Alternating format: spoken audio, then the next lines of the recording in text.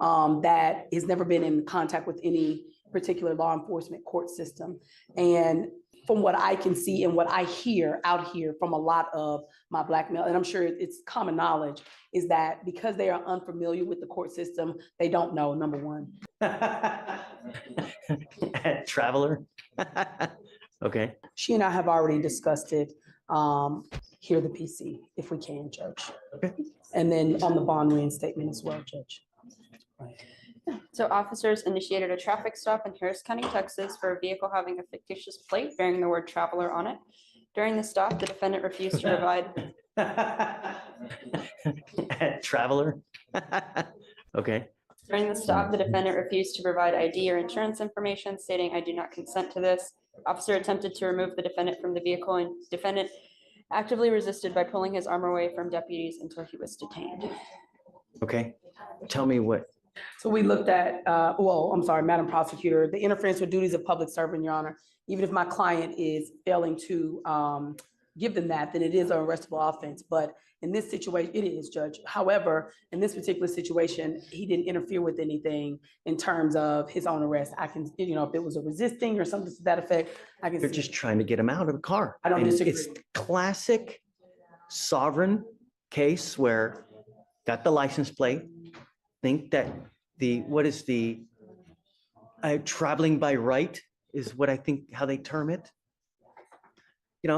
In this situation, Judge, and the reason I'm employing upon the court is, even from what Madam Prosecutor has seen on the video, they're pulling and tugging at his arm, which put my client in some fear. It was more than one officer.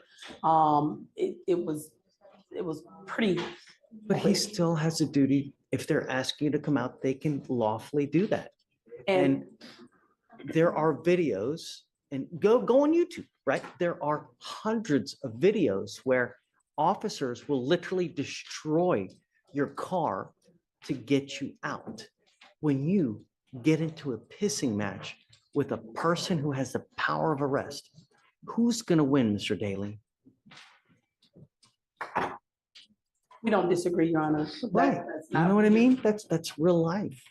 We don't disagree, Your Honor. I think under the circumstances of what actually happened, it was not Mr. Daly's position to resist or to interfere. That was not. He was concerned for his safety at that point. And actually, I don't know, did you hear that on the video? Right. And so in reviewing the video, it was pretty quick, pretty brash. They didn't give him an opportunity to respond per the prosecutor. In this situation, it wasn't as if he was intentionally. Remember, this is just a mere probable cause. Yes, so I agree. They ask you to come out of the car one time. Yeah, it's really that's. So, I think that there's enough probable cause to go forward now. The problem is, Mr. Daly, is that we revoke your bond. Your bond is set at 2501, and you've continually failed to appear. So,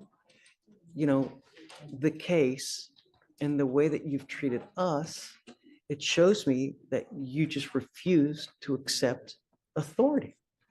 How are we supposed to deal with that? How do we deal with that, Timberland? Your Honor, the only reason I bring to your attention is I asked the court to take into consideration, we have a Black male works every day who, and I hate to put that on the court, but I do in this particular climate, that has never been in contact with any particular law enforcement court system. And from what I can see and what I hear out here from a lot of my Black male, and I'm sure it's common knowledge, is that because they are unfamiliar with the court system, they don't know, number one. Number two, when they do come in contact with police, and my mother is assistant chief of police, so I can understand, even when I was younger, I was taught that there are certain things that you have to do with when a police officer even stop you on a speeding ticket. What we don't know is whenever these officers come up, when you're somebody who don't have the privilege of having a police officer as a parent, or who isn't familiar and is being raised in this particular climate and seeing what they see on TV and seeing what they hear and everything that has occurred, you don't know what the proper steps are. I was trained from when I was grown up what you do. I'm not saying that what he did was right or wrong. I'm not saying that how he reacted to this particular court, it is wrong. However, I'm employing upon the court to ask the court to take into a little bit of consideration. Number one, from his perspective, all defendants, can't just say this, but I do see that, from what I've known from this particular case and now in talking to him, I do believe that there is a sense of sometimes they just don't know. Sometimes they just don't. So I'm asking to reinstate his PR bond. I am now on the case. What you know about me, I'm a tight attorney. I run a tight ship.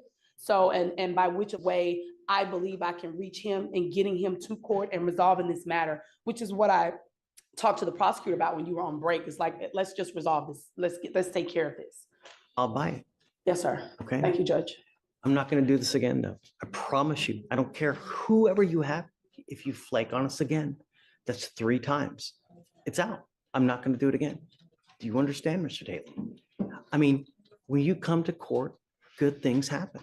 When you don't show up and you continually do it, you can't expect good things to happen. Now, do you have a Texas driver's license? Not right now. You're not allowed to drive. Right. You have a bond condition and you've signed an affidavit with me today promising you're not going to drive. I don't care how you term it. Driving, traveling, however you're going to word it, whatever you do not get into the driver's seat of an automobile, a motorcycle, anything with a combustible engine where you can get on the road unless you have approval from us. Do you understand? I don't care that you have to work. I don't care if you have to go to church. I don't care if you're going to a funeral. I don't care if you're going to wherever it may be. Do not drive. Do you understand? Heed this warning. You're not going to get another one. Okay, Timberly, Thank I'll you. reinstate the bond. Thank you, Your Honor. And I'll talk to her. We were going to try to talk to Chief, but it's pretty busy I mean, today. I think the case is only 3 months old, Yes, so you've got time. You can do whatever you want. Yes, sir. Thank you, Judge. Because you have a lawyer, I will waive your appearance. You don't have to waste your time coming to court now, but you must stay in touch with her and she'll tell you when you got to come back to court. If she comes back and tells me she can't get a hold of you because you're playing games or you've gone AWOL or whatnot, or you get arrested for something else, all bets off. We good? I'm not asking for much, man. Really. And for future reference, when you get into a pissing match with someone with the power of arrest, you are nearly always going to lose. It's just the way it works. And as a young Black man in today's society, you got to be extra special careful because things can go really wrong really quick. And there's evidence of that over and over and over.